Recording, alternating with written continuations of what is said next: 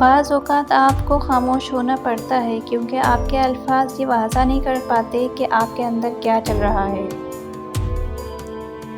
कितनी नाज़ुक होती हैं लड़कियाँ, पसंद का सूट ना मिले तो ईद नहीं मनाती, मगर एक नापसंदीदा इंसान के साथ चुपचाप पूरी ज़िंदगी गुज़ार देती हैं।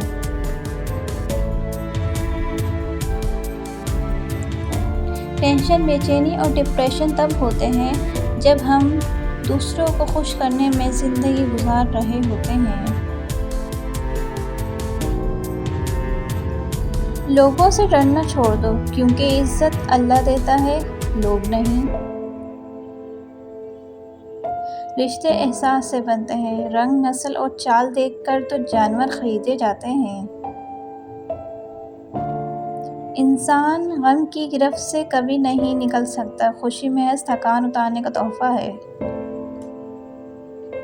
जिसने निभाना होता है वह हज़ार गलतियों पर भी आपको माफ़ कर देता है, और जिसने नहीं निभानी होती वो एक गलती को ही बहाना बनाकर आपको छोड़ देता है।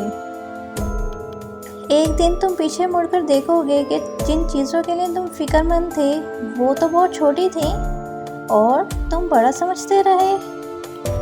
शादी का मोहब्बत से क्या ताल्लुक़? किसी निकाहनामे पर तुमने देखा है मोहब्बत का खाना? कभी भी शादी के खाने की बुराई ना करो। बेटी के बाप को पूरी उम्र लगी होती है सिर्फ उस एक वक्त के खाने के लिए।